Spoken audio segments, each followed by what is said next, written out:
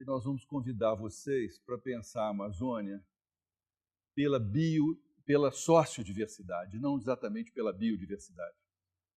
A Amazônia é sempre pensada pelo quadro natural e nós estamos convidando vocês a pensar através da relação dos agentes sociais com esse quadro natural. Então, num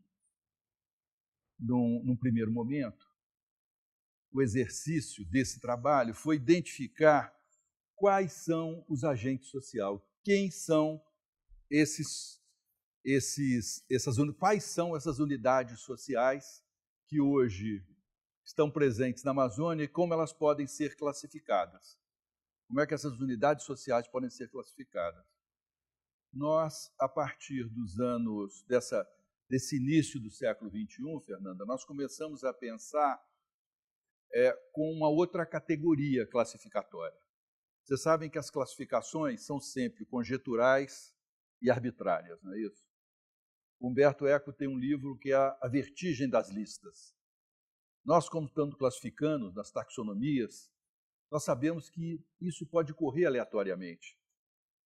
Não é? As categorias, elas são construídas segundo uma arbitrariedade, segundo, muitas vezes, uma aleatoriedade. Então, classificar, os sistemas classificatórios, eles são sempre conjeturais e arbitrários, seja na biologia, seja na antropologia. E a antropologia, de certa forma, é dupla ciência. Ela foi biológica, foi antropologia biológica, é social, foi física, é social. Ela é uma ciência que ela teve numa transição das ciências naturais para as chamadas ciências sociais. A antropologia teve justamente ancorada no processo de desnaturalização da ciência. E é aí que é o final do século XIX. Então, esse entendimento da Amazônia, que nós começamos a ter, ele não é original. Embora ele tenha surgido nessa primeira década do século XXI, ele é da última década do século XIX, do diálogo crítico com a literatura dos viajantes, com os naturalistas, com os viajantes. As exigências, por exemplo, pombalinas, quando da expedição do Alexandre Rodrigues Ferreira, era descrever tudo. E o sistema classificatório, qual é a epígrafe do trabalho de Alexandre Rodrigues Ferreira? É uma epígrafe dos três mundos. Quais são os três reinos? Isso é um sistema, exato, vegetal, animal, isso é uma coisa que se aprende na escola. Mas esse fundamento classificatório, ele tem a ver com a classificação de quem? De um sueco, que é o Linneu. O Foucault nos mostra brilhantemente isso, como é que os sistemas classificatórios foram montados. E Alexandre Rodrigues Ferreira, quer dizer, Linneu nunca veio à Amazônia, não é isso? Mas Alexandre Rodrigues Ferreira, ao produzir o seu relatório, a sua viagem filosófica, ele começa com epígrafe que remete a Linneu. Vamos observar tudo, do reino animal, do reino mineral, do reino vegetal, e produz as classificações a partir daí. Então, aquilo que hoje, quando nós falamos de Amazônia, nós encontramos, por exemplo, no Museu de Ciências Naturais em Paris, é aquilo que foi tomado em 1808, quando Portugal foi ocupada pelas tropas francesas, do general Junot, tropas napoleônicas, que é a fuga da família real para cá, elas têm um termo histórico, como é que chama? Transmigração, inventamos um eufemismo, a fuga virou transmigração, esses eufemismos próprios de ocultar os processos reais. Então, as tropas do general Junot, o que elas mandam? Quem que elas mandam para Paris? Elas mandam justamente o cientista natural, que é o Geoffroy de Saint-Hilaire. E o Geoffroy de Saint-Hilaire, acho que o pessoal das ciências naturais está mais familiarizado com esses cientistas, Ele estudava os dinossauros, estudava também o início, as eras, a desclassificação por eras, as idades. E o Geoffroy de Saint-Hilaire, o que ele faz não sei que termo nós podemos usar, se é pilhagem, qual termo que é mais elegante, se é pilhagem, roubo, Ele leva a coleção do Alexandre Rodrigues Ferreira, mas não leva tudo, que eram mais de 15 mil espécies, leva cerca de 800 a 900, segundo o estudo das expedições científicas à Amazônia, né, de Leitão, a classificação dele. Ele fala em cerca de 800 peças. Eu já estive nesse museu, lá em Paris, mas não sou dos seus conhecedores maiores. Eu acho que quem fez um trabalho muito importante lá é a atual diretora do Museu de Astronomia, que, por sinal, encontrei na sala de consulta desse museu, que é a professora Heloísa Bertol. Né? Ela fez um trabalho nesse museu, ela trabalha com a história das ciências, ela fez um trabalho nesse museu. Então é curioso, quer dizer, que nós tenhamos que começar uma discussão de Amazônia, de entendimento da sociodiversidade na Amazônia, referindo-se a uma crítica ao conhecimento das ciências naturais. Esse é um dado também primeiro. E com Linneu, que nunca veio à Amazônia, e serve de parâmetro para se entender a Amazônia. Então, acho que aí tem uma âncora colocada. Né? Com o Geoffroy de Saint-Hilaire, com a Ida, o Geoffroy de Saint-Hilaire, ele é discípulo de Lamarck. E Lamarck também é um classificador. Né? Eu estou falando aqui, espero que tenha alguns biólogos aqui que possam até me corrigir na medida do possível. O Lamarck também é um biólogo, produz taxonomias. Né? E tinha até aquela ideia, não sei se vocês se lembram, peixes cegos, não sei se o ambiente vai determinando. A girafa, o pescoço cresce, porque... Uso e desuso. Como é que chama? Adaptar? Uso e desuso, né? Uso e desuso, adaptação. Não, esse nome não sei, a gente chama de uso e desuso. É. Quanto mais estica... Mas é adaptação, né? Quer dizer, é aquela ideia adaptacionista. Né? Então, Lamarck produz isso. Então, Lamarck também nunca veio à Amazônia, mas o Geoffroy de Saint-Hilaire, pilhando a coleção de Alexandre Rodrigues Ferreira, traz uma outra interpretação lamarquista para a Amazônia, indiretamente. O terceiro intérprete, né, mais forte, está ligado ao método evolucionista, vai estar colado no Darwin, né, que passa pelo Brasil do Beagle muito rápido, 1835, se detém mais no centro-sul, né, promete assim mesmo que não volta mais num país escravista, né, porque ele dá náuseas às relações nesse país. Né, o Darwin é muito forte nisso, no Viagem ao Beagle, e produz também uma interpretação, que é do método evolucionista, que vai servir de base para muitos outros que vão interpretar a Amazônia. Inúmeros outros que vão interpretar a Amazônia. Né? A luta, o conflito, né, entre as espécies e todo esse ideário darwinista que produz o método da evolução, que leva a uma outra interpretação também da Amazônia, o entendimento da Amazônia, dentro dessa escala evolucionista. A Amazônia é colocada dentro de uma escala, não exatamente aquela do macaco para o homem, né? Que é aquela sequência que é atribuída ao Darwin, mas para outras sequências, né? De uma floresta que antes reportava-se ao Pacífico, esse rio corria para lá e com a emergência dos Andes ele corre para cá. Outros professores aqui podem explicar isso muito melhor que eu. Então, quer dizer, eu acho que, sob esse ponto de vista, essas três vertentes, não é? Elas foram vertentes classificatórias fundamentais para o entendimento da Amazônia. Entre mentes de um dos três dos seus fundadores, vieram a essa região, observaram-na empiricamente, ou daqui tiraram as suas conclusões. Darwin foi a Galápagos, não é isso? Foi a outras regiões, não veio aqui. Mas veio aqui alguém que forneceu subsídios para Darwin, né? Bates, né? Bates e Wallace. E foram dois, o Bates fica aqui 11 anos, o Wallace 4 anos. Os dois fazem observações desde o Rio Tapajós, Rio Negro, Rio Amazonas, e fornecem, no caso do Wallace, ele fornece informações essenciais para a teoria darwinista. Ele é praticamente 1859, que é uma data canônica, né? 1859, é um ano da origem das espécies, né? E é o ano também do Capital do Marx. Né? São dois lançamentos que nos levam a refletir profundamente sobre a humanidade, sobre o desenvolvimento da humanidade, como é que se deu esse desenvolvimento. E essa teoria, ela é uma teoria que ela nos convida, as observações do Wallace, elas eram a parte empírica da formulação darwinista, né?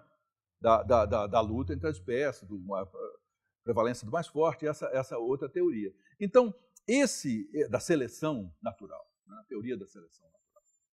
E o que não fica muito claro, né, para o entendimento da Amazônia, é que essas três teorias elas confluem no final do século XIX e se defrontam com uma outra, porque a seleção natural se contrapôs no final do século XIX à seleção social. A seleção social ela vem primeiro no pensamento alemão, com Ferdinand Tönnies, né, que provoca uma distinção entre comunidade e sociedade, depois com Durkheim, na divisão do trabalho social, que tem uma diferença entre o que seria, digamos assim, as relações orgânicas e as relações mecânicas, não é?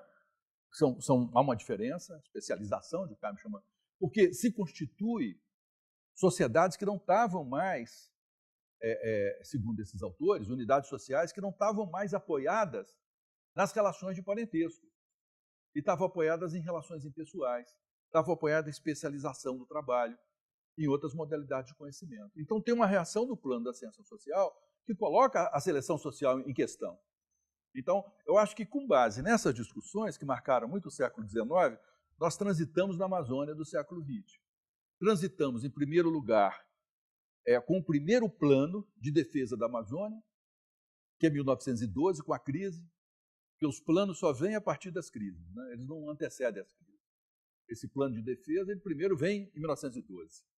Isso só se vai ter um registro mesmo de formação, que é o professor Otávio Velli que nos fornece uma pista admirável disso, de uma formação aliás, eu trouxe o livro dele, estava por aqui, depois de uma formação do campesinato da Amazônia que vai ser listado em 1920, né? Vai ser colocado isso em 1920. É quando ele registra mais ou menos esse início dessa formação. Trabalho de fôlego, ele tenta justificar por fontes históricas esses registros. Para nós é importante para que a gente possa ter uma ideia do que isso representa. Bom, com esse exercício todo, nós viemos até 1946, eu estou fazendo toda essa digressão antes para eu poder entrar mais rapidamente, não vou me deter muito, fiquem tranquilos. Em 1946, com a Constituição, né, pós-ditadura do Estado Novo, com um artigo destinado à Amazônia, que é o 99, destinado à Amazônia, em termos dos incentivos. É a primeira vez que se cria condições para o que se chamava de valorização da Amazônia, que era a Superintendência de Valorização da Amazônia. A categoria valorização ela funciona positivamente para reorganizar esse mundo amazônico, né? E vai justamente procurar o seu apoio, vou procurar o seu substrato, primeiro em povos indígenas, depois em populações, que era o termo que se usava, que eram designadas como caboclos. Esses são. E também havia uma ideia que aparece muito na primeira tese, que é defendida, brasileira, de antropologia, que é defendida nos Estados Unidos, que é Santos e Visagem, que aparece em 53, 57, junto com Amazon Town, uma vila amazônica, né? Que é o livro do Charles Wagley. Então, Charles Wagley, que é orientador do Eduardo Galvão, que é o autor de Santos e Visagem, aparece pela primeira vez, em 55, 56, com uma ideia de que os índios iam desaparecendo e se integrando na sociedade nacional. E os caboclos iam se misturando na sociedade nacional. E que desapareceria e você teria uma Amazônia civilizada a partir de dois processos. Um processo de domesticação desses incivilizados, não é? E um processo de pacificação, que era um processo que já vinha sendo cultuado desde o general Couto de Magalhães, em 1874, né? E o tratamento com os indígenas nesse ponto foi sempre forte, porque sempre se pensou que era um atributo das Forças Armadas. Foi o general Rondon, antes foi o Couto de Magalhães, sempre imaginava que quem devia lidar com os índios, que era uma parte entendida como não civilizada, deveriam ser os militares. Curioso também como é que isso se monta. O Serviço de Proteção aos Índios é criado em 1910, para vocês terem ideia. E vai até 1967, quando se cria a FUNAI. Então, esse exercício é um exercício de que esses povos indígenas e caboclos aparecem nessa literatura e nesses planos, principalmente a partir do primeiro grande plano da Amazônia, que é 1955, que é o plano dirigido pelo Arthur César Ferreira Reis, que é o Plano de Desenvolvimento da Amazônia, e a figura, o que move a ideia de valorização é de transformação dos indígenas e cidadãos da sociedade nacional. Transformação dos ribeirinhos. Então, quer dizer, nunca houve uma preocupação, nós entramos, isso prosseguiu durante o século, isso prosseguiu durante a segunda metade do século XIX, e não houve uma preocupação em fazer com que esses povos tivessem uma existência em separado, ou fossem entendidos em sua especificidade. O primeiro pós-graduação em antropologia no Brasil é criado em 1968, já quase no fim dos 40 últimos anos do século passado, e a produção é uma produção, você imagina, a primeira produção antropológica é uma produção que diz que vão desaparecer, absolutamente marcada pelo evolucionismo. E essa ideia de domesticação e pacificação, que já vinha desde 1874, hoje muito forte no Rio de Janeiro, nas favelas, como política, como forma de política, foi uma forma também de construção de uma certa identidade nacional, que passou pelo sufocamento das identidades regionais. Balaios no Maranhão, Cabanos aqui no Pará e nessa fronteira com o Amazonas, passou pela destruição das identidades regionais. Quando chegamos no final, então, do século XX, com a Constituição de 88, aparece pela primeira vez uma perspectiva pluralista, ou seja, de um direito, né, plural, independente do Estado. E é a primeira vez que o Estado perde aquela força. E esse Estado ganhou essa força desde o governo pombalino de 1750. Porque com o Pombal, o modelo de colonização apoiado no Estado ele é deslocado, ele é montado a partir do deslocamento do modelo de Estado apoiado nas instituições eclesiásticas, nas ordens religiosas, jesuítas. Pombal promove a expulsão de jesuítas. É um filme A Missão, não sei se vocês se lembram, lido de outro lado. É quando o Estado enfrenta as missões militarmente e coloca as ordens religiosas para fora. Elas não têm mais monopólio ou prerrogativa do poder em termos de comercialização, do poder em termos de colonização, do poder nas escolas. Não é? Porque até então a língua era uma língua geral, era o Engatu, não sei se vocês têm ideia. Era a língua geral que prevalecia. O português só é língua oficial desse país a partir de 1755. Ou 1758, com o Diretório Pombalino. O português passa a ser língua oficial desse país, para vocês terem ideia. Então, essa formulação é uma formulação que ela destrói uma certa tentativa plural. E ela impõe a língua. E as outras línguas, o Engatu é proibido, as línguas indígenas são proibidas. Ficaram sempre entendidas como línguas que deviam ser faladas em casa, não no espaço público. E isso perpassa toda a sociedade brasileira. Vai ter seu ponto forte no Estado Novo. Não é? O Estado Novo ele volta a reafirmar a ideia de uma língua nacional. Você não pensa uma nacionalidade pela pluralidade. Você pensa uma nacionalidade pela imposição de uma cultura e de uma língua sobre os outros. Isso vai até a Constituição de 88. Na Constituição de 88, aparece o elemento da pluralidade. A pluralidade do ponto de vista do direito e a pluralidade do ponto de vista da sociodiversidade. E nós temos uma sociedade com múltiplas identidades. Essas identidades estão em composição. Vocês já viram, então, que muda a ideia de pensar a Amazônia, que antes era pensado de uma maneira monolítica, para evitar conquistas estrangeiras, para afirmar uma língua, para afirmar uma cultura, e agora é pensado de uma maneira plural. Esse trabalho nosso, vocês vão ver aí, se vocês pegam, por exemplo, esse trabalho aqui, não sei quem pegou aí se pega esse trabalho, o nosso trabalho é sempre assim. Você tem uma categoria social, né? Você tem uma categoria social que orienta, aqui é o povo Cocama, né? Então, e com um mapa, o que nós fazemos? Nós trabalhamos da seguinte maneira, nós não fazemos mapas, não, embora o projeto seja chamado cartografia. Nós treinamos indígenas, treinamos quilombolas, porque com a Constituição de 88, vem novas designações. Aquela ideia do caboclo que ia ser absorvido pelo mundo dos brancos desaparece. E começa a aparecer outros sujeitos políticos, quilombolas, povos indígenas com as organizações indígenas, ribeirinhos quanto categoria, até na Constituição do Estado do Amazonas, quebradeiras de coco-babaçu na Constituição do Estado do Maranhão, comunidades de fundo de pasto no Estado da Bahia. faxinais no estado do Paraná. Começam a aparecer outras categorias que antes estavam diluídas dentro dessa ideia ou de populações rurais, e o termo população perde a sua força. Ele é substituído por povo, por povos indígenas. Então, a Constituição de 88 ela é o dado da pluralidade. E nós começamos a fazer esse trabalho há 12, 13 anos atrás. Esse mapa mesmo é da região do Rio Madeira, né? Mas nós fizemos outros mapas desde 1989. Foram os primeiros mapas que nós produzimos.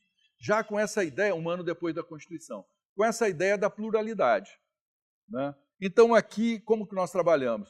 Nós tentamos passar alguns ensinamentos de GPS, alguns ensinamentos de ArcGIS, uma discussão sobre os elementos identitários, e cada povo, cada comunidade monta o seu próprio mapa, pega os pontos, realiza oficina de mapa e monta o seu próprio mapa. Esse mapa é montado pela comunidade. Você chama de mapa falado? Você chama mapa falado? Não usamos essa expressão, não é isso. Porque eles não é falado. Eles saem, só entra aqui o que é relevante para eles. Eles pegam um ponto, anotam, quer dizer, falado seria uma redução. Eles pegam o equipamento, o GPS, marcam o ponto do que é relevante, e alguns deles dominam o ArcGIS para trazer para cá. E nós só complementamos. Mas vocês deram a capacitação antes ou? É claro, durante as oficinas de mapa. Entendi. Nós fazemos isso, nós fazemos mapa, nós somos fazedores de mapa. Até esses gerais, mapas situacionais, nós fazemos. Mas esses aqui são feitos muito junto com eles. Então aqui você tem já uma ideia. Esse aqui é um, esse é em Amaturá, não sei se vocês conhecem esse município, do Amazonas. Esse aqui é Benjamin Constant, não sei se vocês conhecem, estou falando do Alto Solimões, né? E cada um vai produzindo. Vocês vão ver que nós não trabalhamos com a mesma escala, não temos preocupação de trabalhar com... Não trabalhamos com a mesma escala, não trabalhamos com os mesmos ícones, nem com as mesmas cores, né? Dando muito reflexo. Nem com as mesmas cores, não trabalhamos assim. Então, vocês vão observando aí, olha, você vai ver que as cores não coincidem. Para uns, o rio, a água é azul, para outros, a água é amarela, para outros, a água é marrom. Muda a cor, muda o formato, muda a maneira de designar. Então, nós começamos a trabalhar com essa pluralidade de percepções, que podem ser estéticas, podem ser culturais, podem ser de N ordens, que nós não queremos, para até dizer um exemplo errado, porque cultural pode ser tudo isso. Mas são percepções diferentes das cores, das maneiras de interpretar o quadro natural. O quadro natural não é mais aquele elemento absoluto, determinismo do meio. Isso cai por terra. Você tem duas comunidades que são vizinhas e interpretam o quadro natural de uma maneira diferente, que fazem uso diferente da água, ou fazem uso diferente. E também, nós começamos a trabalhar, eu acho que eu trouxe errado, que eu também me situei um pouco por cores, e às vezes eu não enxergo muito bem. Mas tem uns que nós começamos a perceber, na maioria das vezes, vocês vão observar, nesse caso aqui é no sul também, nós trabalhamos em outros estados, Santa Catarina, aqui no Acre também, né? Acre, no caso, aí vocês vão observar o seguinte, que nós começamos a perceber que essa ideia, aqui eles até colocaram os animais, que são desenhos deles, nós não entramos muito nisso, cada um usa seu critério, né? Eles acharam que isso aqui era melhor, e vários desses mapas passaram a ser incorporados nos mapas das aldeias, nos mapas dos povoados quilombolas, porque não são mapas oficiais, você não tem isso nas escolas. Ninguém aprende a Amazônia através de uma comunidade com a sua especificidade. Pelo contrário, nós tentamos fazer tábula rasa, os ribeirinhos, o genérico, os indígenas, o genérico. Não é uma língua só. Não, hoje nós temos 306 etnias diferentes nesse país, 240 línguas. É mais plural do que a gente possa imaginar. Nós temos quilombolas de N religiões diferentes, de N formações diferentes. Nós temos quebradeiros de coco-babaçu com N inserções, não é só o critério de gênero, é o critério de gênero combinado com alguma outra atividade. Então, essa riqueza toda, ela foi abrindo para nós um campo que assim a gente nem imaginou que pudesse... Acho que vocês têm outros aí, não é, que possam abrir. Eu acho que aqui eu acabei ficando com poucos. Mas tem outros aí com vocês que são um pouco distintos? Tem outros mapas? Pois é, esses outros mapas, o que ocorre? Eles vão dando outros sinais para a gente. Eu fui ficando muito muito preocupado, porque vinham outras interpretações, né? E para nós ficou, não era uma coisa só. E como é que você dá conta dessa heterogeneidade? Como é que você discute isso? Aí nós enfrentamos a primeira dificuldade, que é a nossa limitação. É lidar com a pluralidade. Lidar com a pluralidade não é algo muito simples. Nem para descrição. Tem colegas meus aqui, a Valéria mesmo, outros, que sabem a dificuldade que é etnograficamente de você descrever o diverso. Porque nas ciências naturais você trabalha com padrão, não é isso? Ou até na matemática você trabalha com denominador comum. Aqui é um pouco temerário você insistir nessa... E não tem uma regularidade. Também é outra dificuldade. Você não trabalha por regularidade. Então, os nossos mapas, nós já produzimos até agora quase 200 desses fascículos, para vocês terem ideia. Cerca de 200. E nós não temos, assim, uma visão fechada deles. Nós não tivemos condição de produzir uma generalização, pensar em produzir uma lei, ou pensar em produzir uma norma, ou entender, produzir uma abstração capaz de entender essas variações. Sou muito limitado para fazer isso. Talvez nem consiga fazer. Né? Talvez vou deixar outros essa preocupação, eu pessoalmente. Porque acho que nós já estamos assim num certo limite dessa nossa capacidade de reflexão.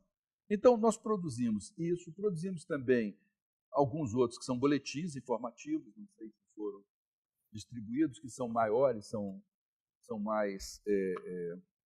E produzimos também, dentro da cidade, alguns elementos que poderiam reinterpretar a cidade. Por exemplo, os catadores na cidade de Manaus.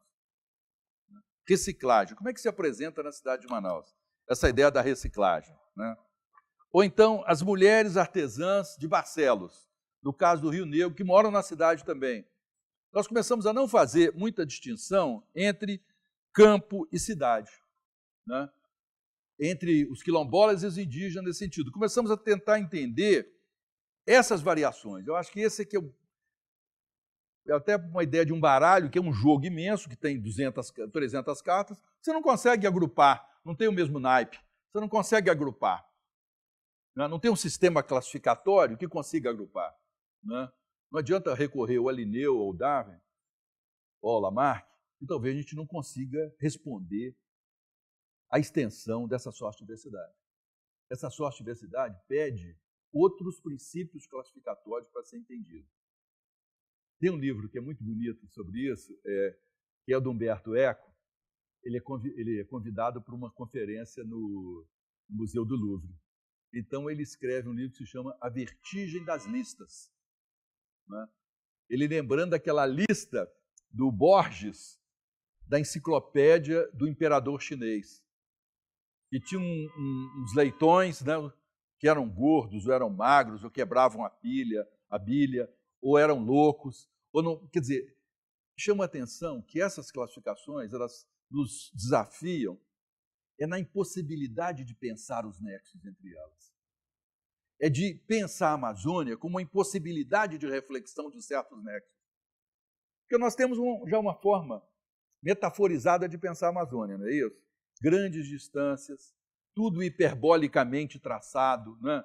É o maior do mundo, é o maior rio do mundo, o maior lago do mundo, o maior volume d'água do mundo. Aí, de repente, você vai trabalhando nessas situações, não é bem assim. Fernanda, será que dá para jogar um outro mapa? Esse foi um mapa que nós tentamos observar, a partir de uma intervenção governamental, né, os efeitos que isso pode trazer para uma ampla região, que é essa do Madeira. Isso ficou mais claro agora a partir da cheia. Essa cheia, né?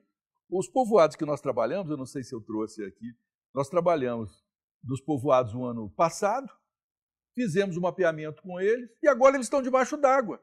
Eu falei, então o nosso trabalho virou uma arqueologia de fazer mapa daquilo que desapareceu?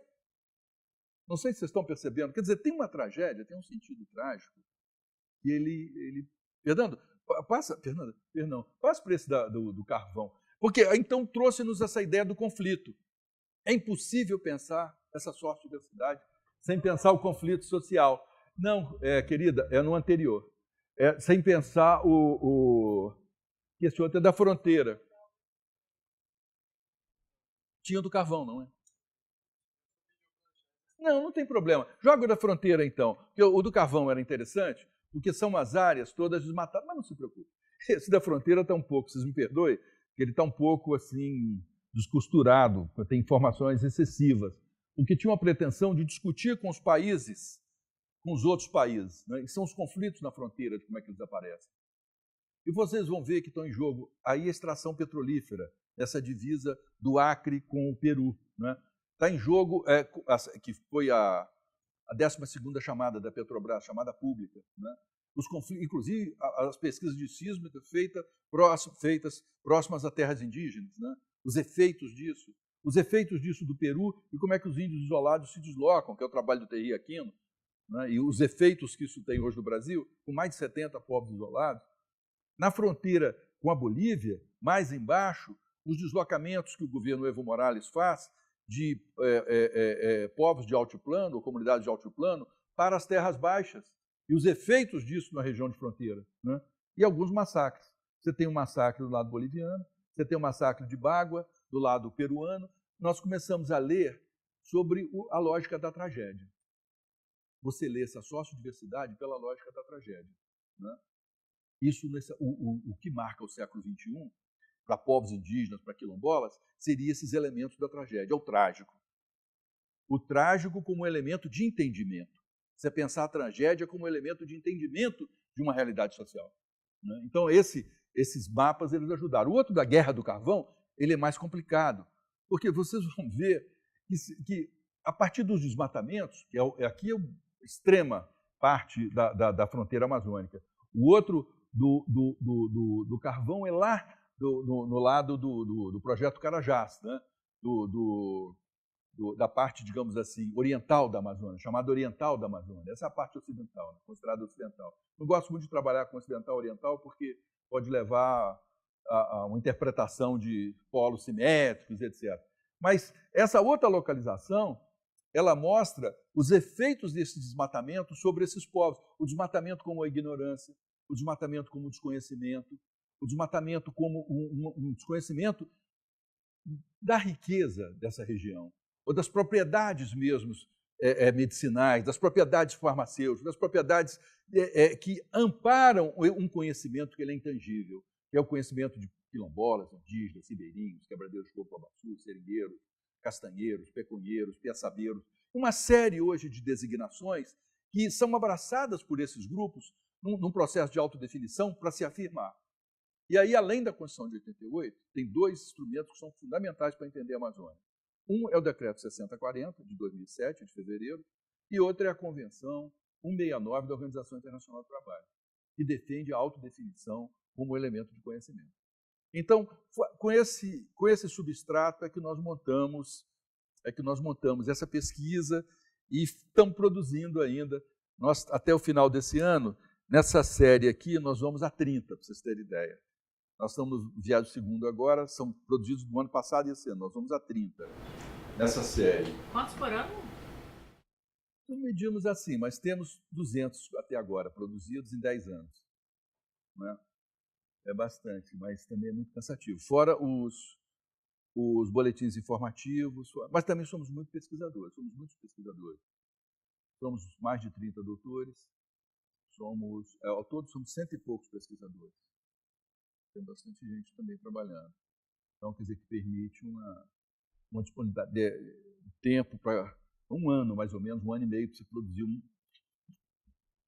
desse com o seu respectivo mapa, treinar as pessoas, discutir, visitar, ter uma visão mais crítica, está entendendo? Não é uma coisa muito simples, demanda um certo tempo, né? E demanda também técnicas de observação direta muito, às vezes, sofisticadas, não é muito fácil. As dificuldades são muito grandes, né?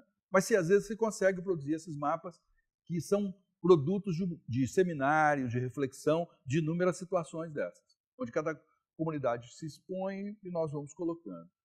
E aqui, vocês veem, pelas cores, pelos formatos, nós também, em algumas situações, estudamos povos que vivem da pesca, e para eles o território é medido em volume. Eles geralmente descrevem o fundo do lago, o fundo do rio. Não descrevem, o quadro natural deles é o fundo, é aquilo que nós não vemos. Essa é a descrição deles. Nós temos isso para o mar, fizemos no litoral baiano, e temos isso para alguns lagos da Amazônia. E toda a descrição da paisagem é uma descrição do fundo do lago, é uma descrição do fundo do rio. Quer dizer, eles conhecem o rio pelo fundo. Nós olhamos, estamos vendo a água se estendendo na mesma proporção, e eles estão interpretando pelo fundo. Então, essa é uma descrição, portanto, em metro cúbico, digamos assim, né? O Bourdieu, na ideia de efeito de lugar, ele fala que uma paisagem pode ser apresentada em metro cúbico, pode ser apresentada em metro quadrado, em hectare, pode ser apresentada em metro, uma reta, pode ser apresentada em ponto. Você pega o ponto.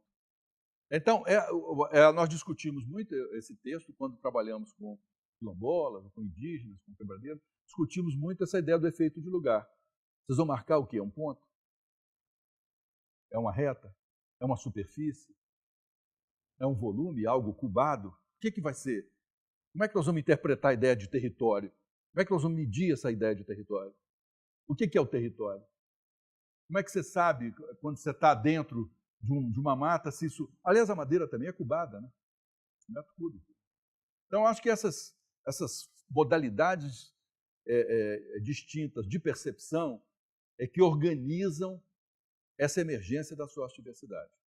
E o outro elemento é o político organizativo e identitário, que eles não se separam.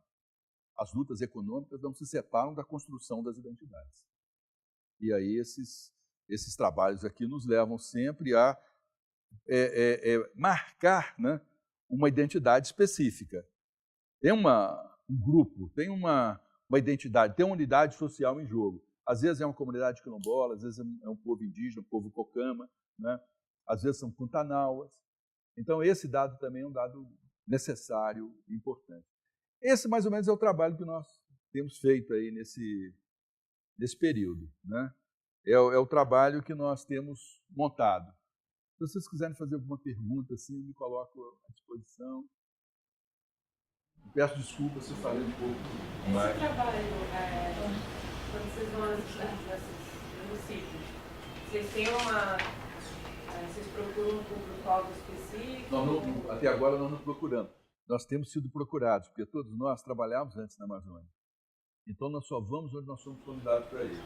Era exatamente o que eu ia perguntar. Nós não selecionamos, não tem seleção social. Não, como é que vocês expandiram isso? Porque vocês fizeram a Amazônia e depois como é que foi? Não, nós já pesquisamos aqui há muitos anos. Eu estou pesquisando aqui desde 1972, quando eu estava no pós-graduação, professor de Pois é, você não tinha nascido, você imagina aí que tem uma diferença, assim, você podia ser minha filha, talvez. Neto eu não digo, mas filha sim. Então, quer dizer, eu acho que aí dá uma diferença na percepção, não é isso? Eu acho que dá quer dizer, já tinha conhecimentos assim acumulados, relações acumuladas, eu acho que isso ajuda bastante. E até que ponto então a gente pode considerar um eventual grau de capilaridade, ou seja, um grupo procurou vocês, não sei o quê, aí outro grupo ficou sabendo. Por assim. Existe muito isso em função do que... Existe porque tem lutas, e às vezes aparece, por exemplo, um grupo ameaçado na sua situação, nos convida, às vezes, por exemplo, agora os Tenharim, não sei se você conhece, o Humaitá. Os Tenharim, não sei se vocês sabem, tiveram todos os seus postos de pedágio queimados, a população queimou tudo da FUNAI. Quer dizer, a selvageria não é dos índios, embora os índios sejam acusados de selvagens. Agora, quem está preso são os índios, não sei, inclusive acusados de homicídio, não sei se vocês têm ideia. Tem 5 Tenharins presos há 6 meses, sem culpa formada. Então, eles nos convidam. Olha, nós gostaríamos se vocês pudessem fazer...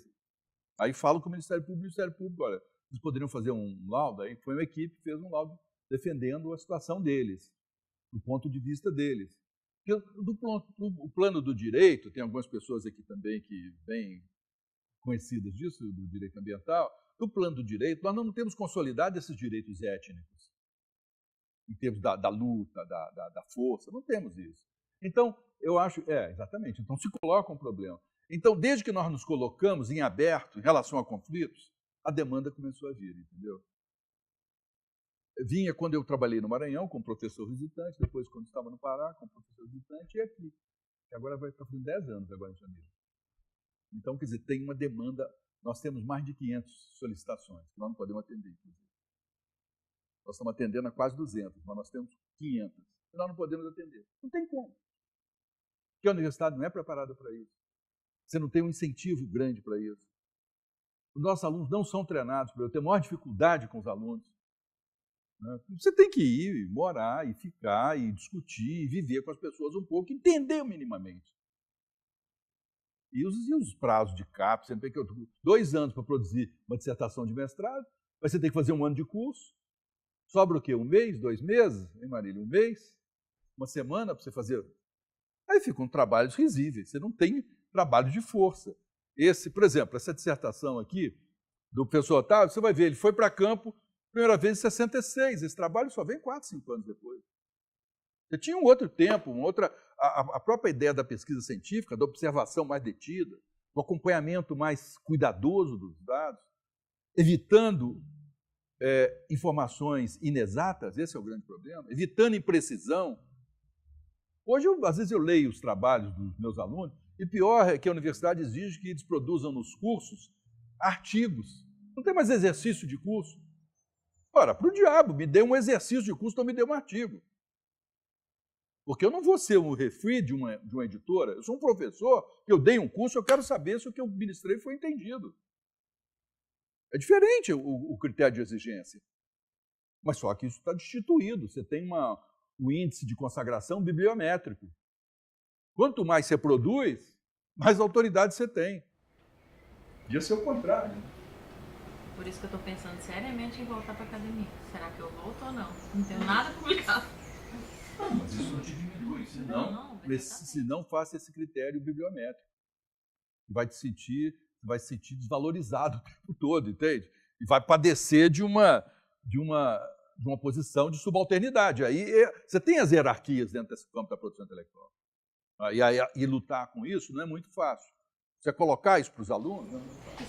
Como você relaciona isso ao título que demos à conferência da proteção do protecionismo? Obrigado, desculpe, professor. Que é o seguinte, exatamente. Porque eu produzi um texto que está no livro que saiu mês passado, né, professor? O professor N tem um trabalho nesse livro também, eu também tenho, nós somos convidados.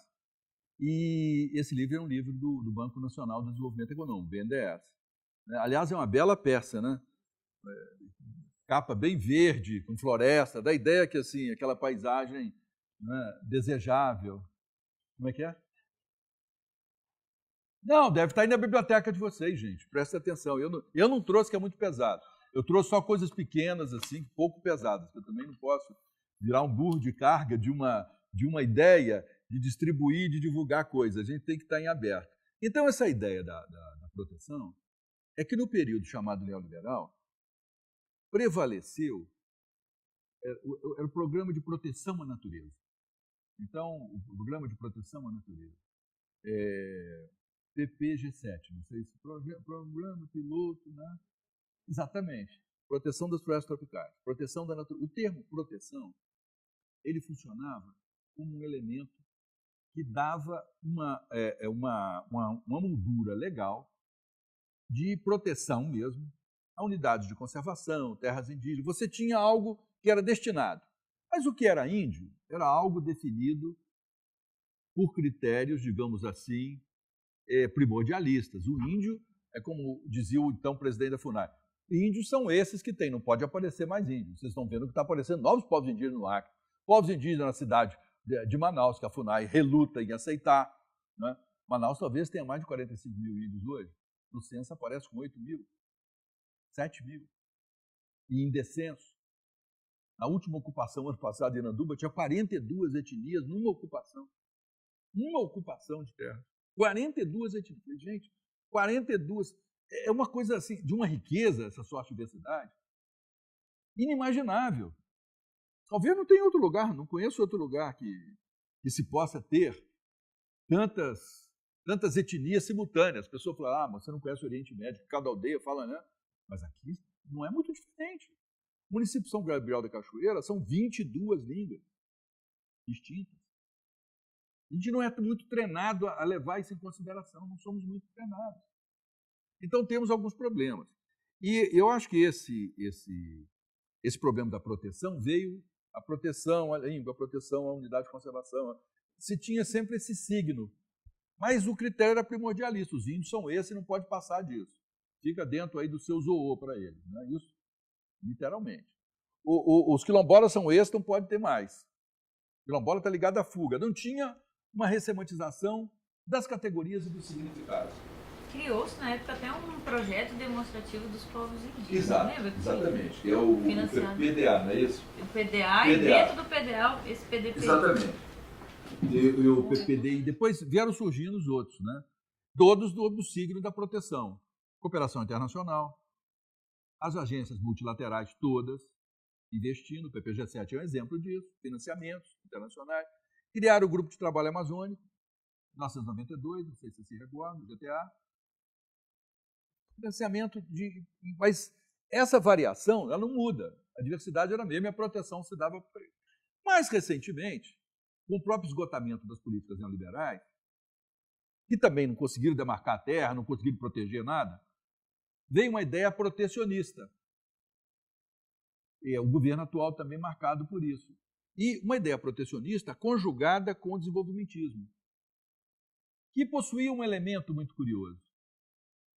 Nos últimos 7 anos, você não tem uma unidade de conservação criada. Não tem praticamente nada em termos de unidades de reconhecimento quilombola. E as terras indígenas, você tem redução de terra indígena no baú. Então, o protecionismo, o desenvolvimentismo que marca esse período, ao contrário do que parece, ele não é uma volta a 1970. Ele não é uma volta, nós não podemos fazer uma analogia com chamar de desenvolvimentismo, ele não tem o mesmo significado do governo Juscelino, que constrói a Belém-Brasília, ou do governo Vargas, que é o primeiro plano, né, de valorização da Amazônia, o primeiro plano de desenvolvimento da Amazônia. Não é isso. Não é o desenvolvimentismo daquela época, de criação do BNDES, de criação das agências de intervenção, e não é a ação governamental do período do milagre.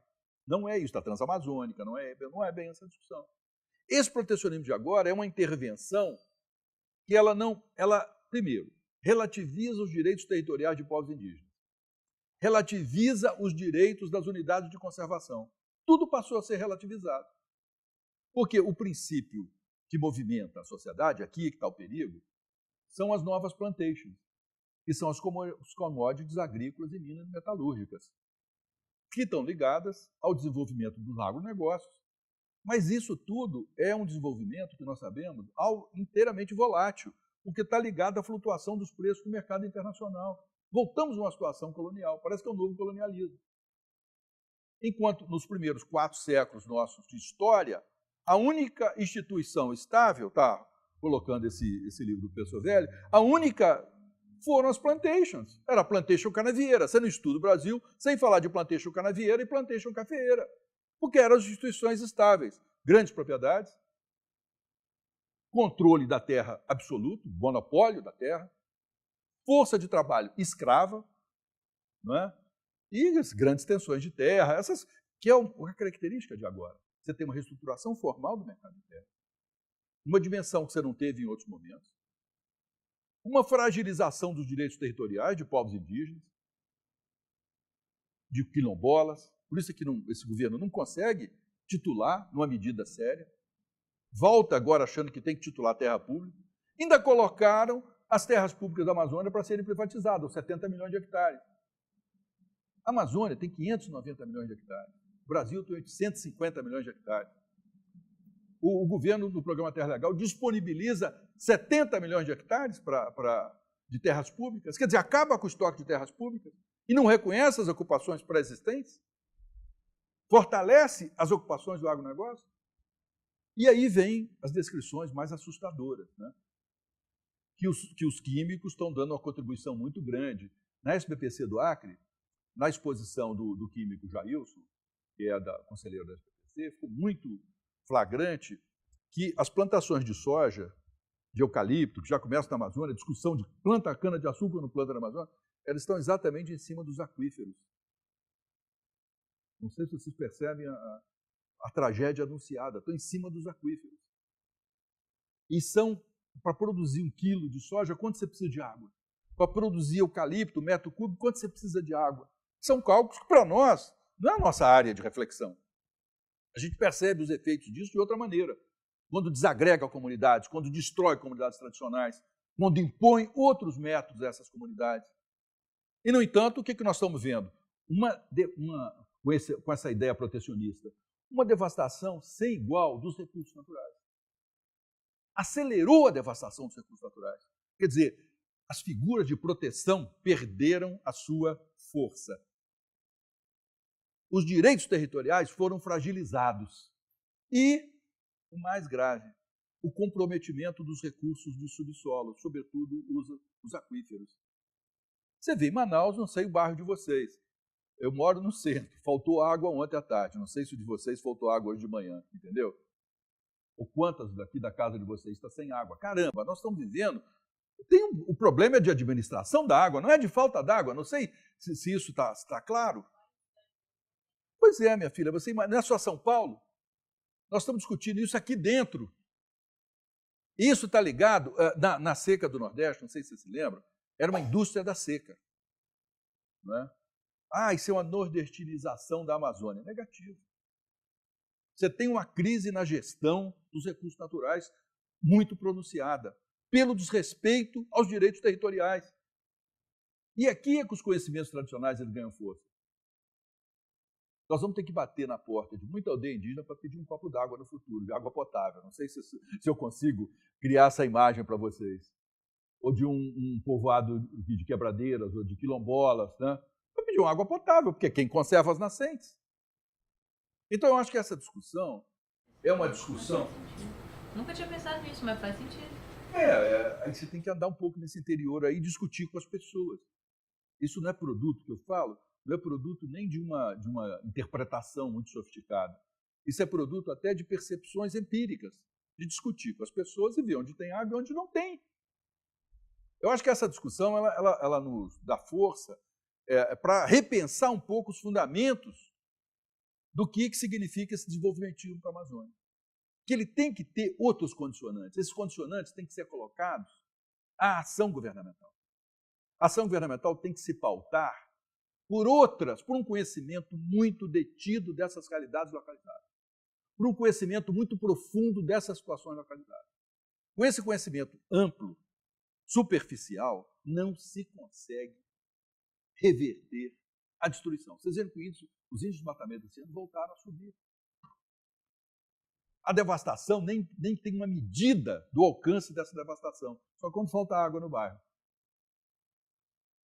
Então, eu acho que essa forma de desenvolvimentismo apoiada na implementação de novas plantations, e essas novas plantations não são só de commodities agrícolas, elas são plantations, vamos usar entre aspas, elas também se referem às commodities minero-metalúrgicas, ao avanço que a mineração está tendo na Amazônia, o que leva a uma outra discussão, que é a recodificação da sociedade brasileira hoje. Por que todos os códigos estão mudando?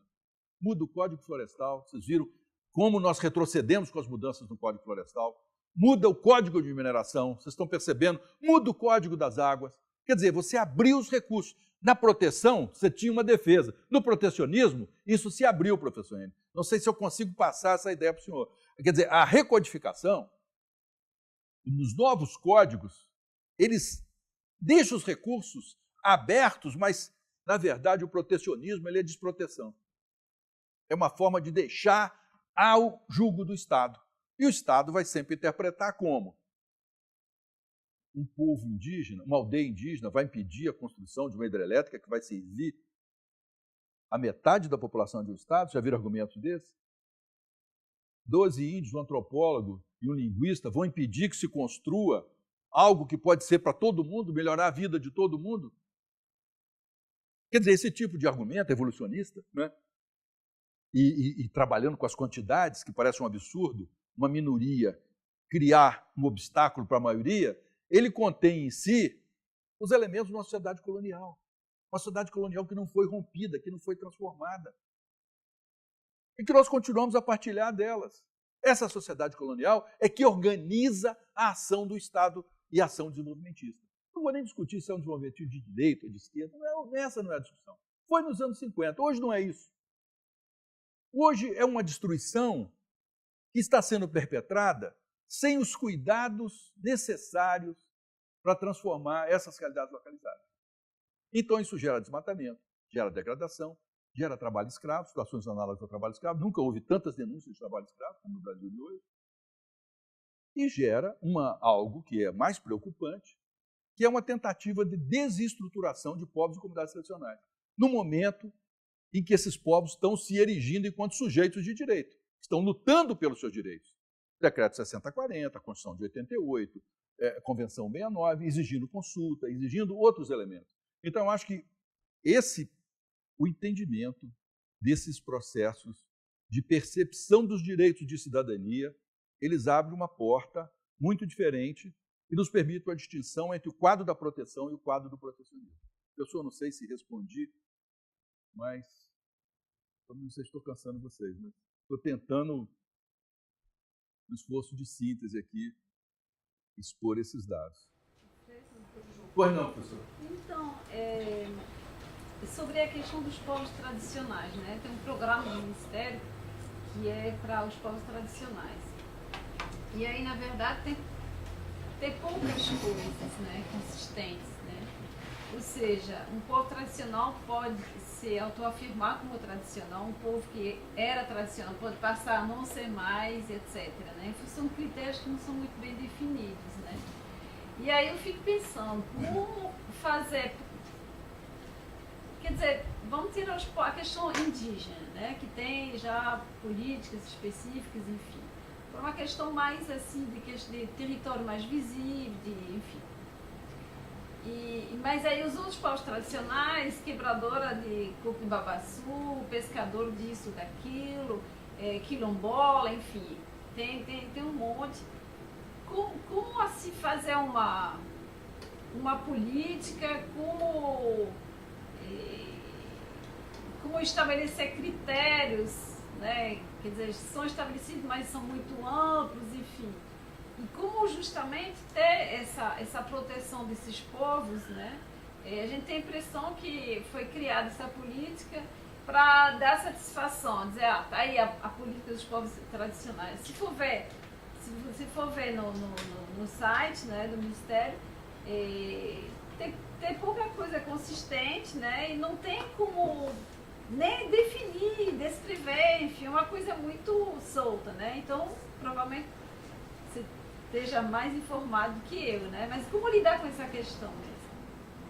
Eu acho que é um desafio, porque nós estamos acostumados a fixar as coisas. Me perdoem, vou usar agora umas imagens heterodoxas. Nós estamos acostumados a achar o seguinte: o território é fixo, a identidade é fixa. Aí você encontra mulheres quebradeiras que se dizem quilombolas, quebradeiras, negras, entende?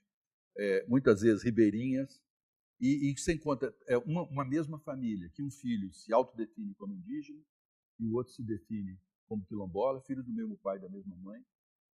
Né? Isso tudo para nós parece uma invenção. Parece que cada pessoa arbitrariamente elegeu uma identidade e arbitrariamente está fazendo uso dela. E muita gente diz assim, isso é uma visão para ganhar terra, né? Não tem tanto índio assim. Está aparecendo muito índio agora para usufruir das vantagens. Está aparecendo muito quilombola para usufruir das vantagens. Ora, vai ser índio um dia para ver se essa vantagem vai ser quilombola um dia. Essa discussão é uma discussão um pouco travada na sociedade brasileira. Mas parece que que essas identidades são instrumentais.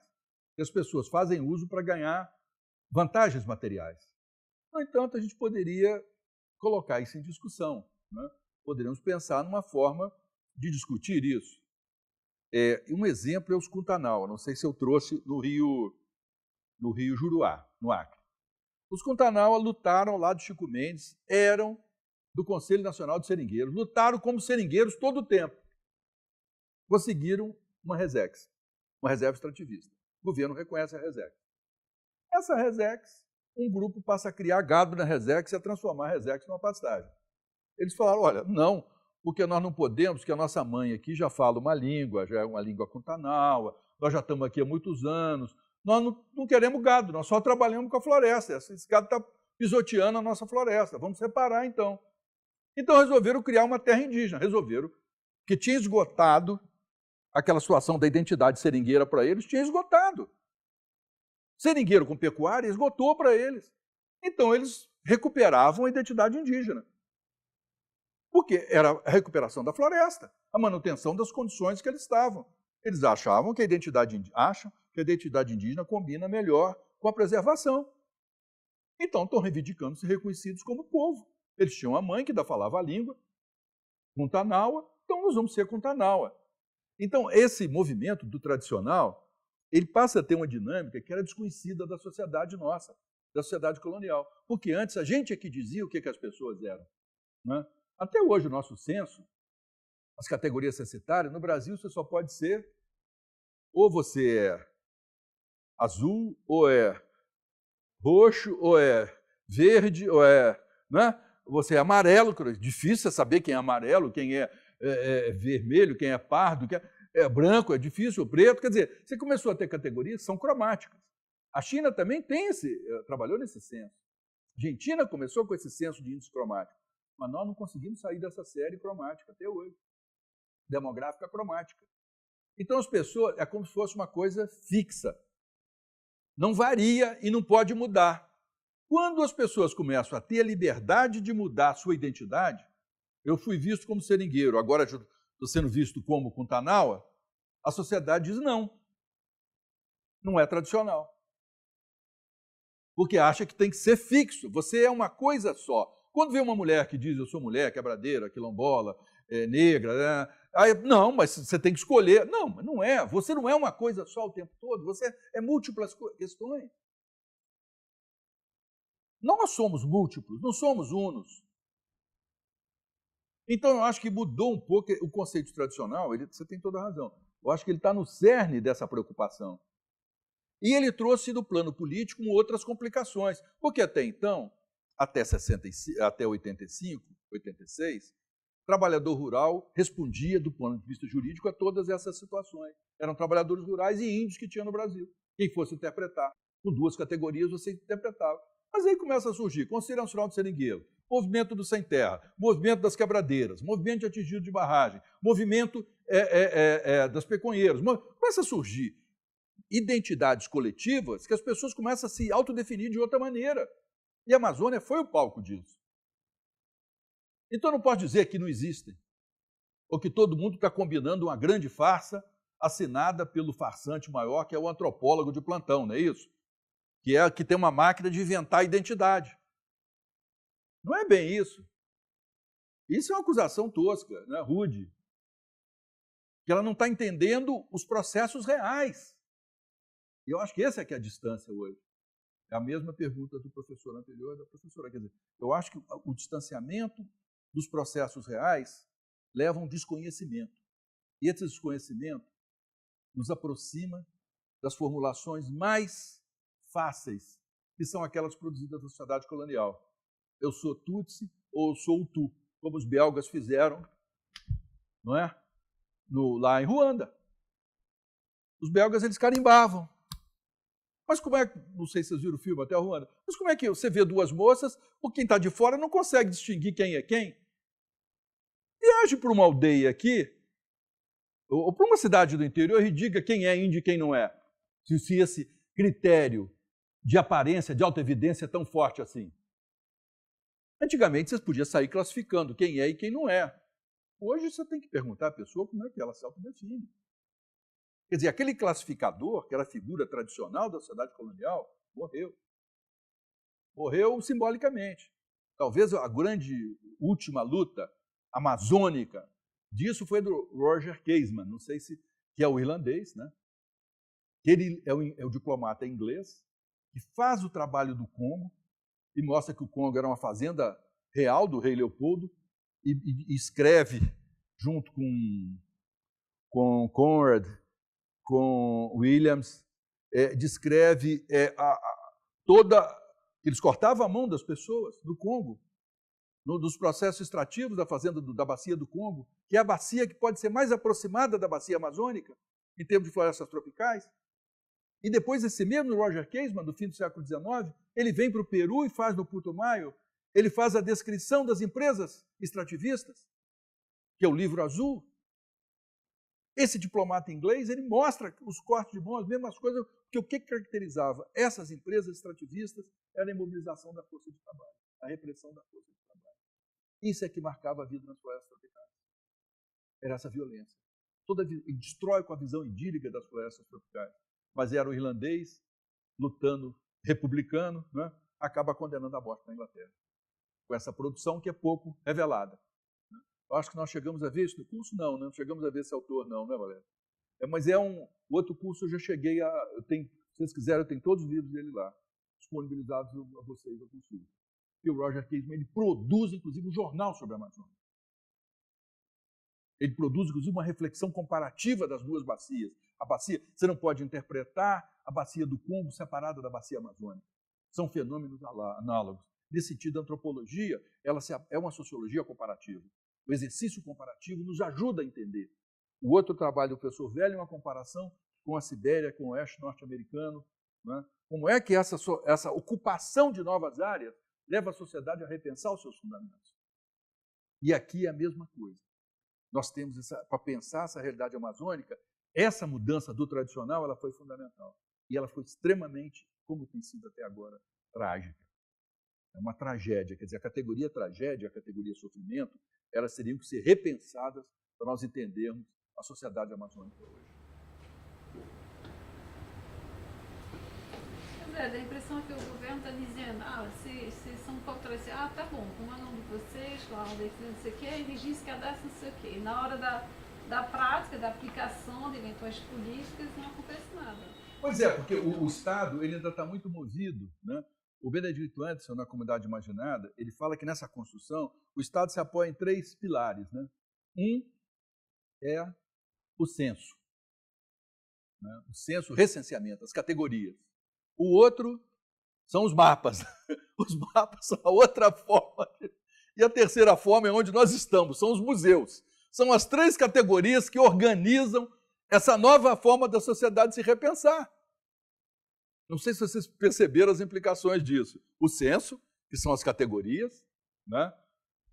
Os mapas, que é a maneira cartográfica de se representar, e o museu, que é a exposição, é a forma de você expor a sua cultura, o seu saber, a sua coleção. Entendeu? Vocês imaginam isso? E ele está falando da Tailândia, ele está falando das florestas tropicais do sudeste da Ásia, só para vocês terem ideia.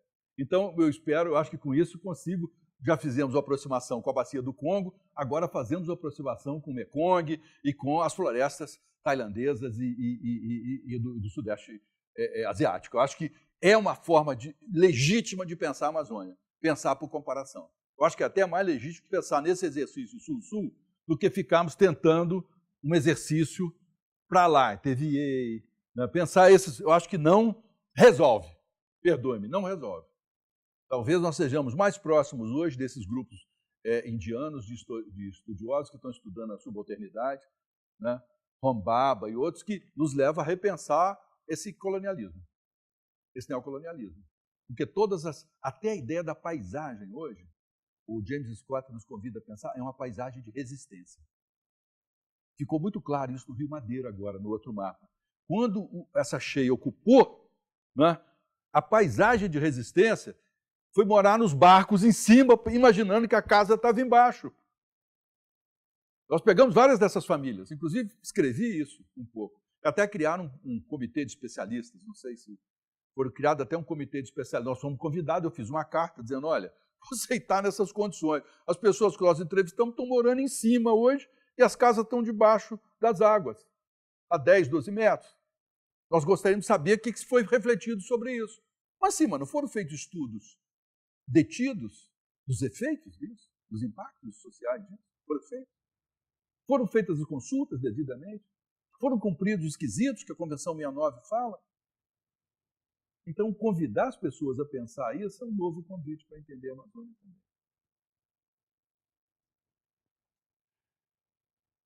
também. Muito obrigado.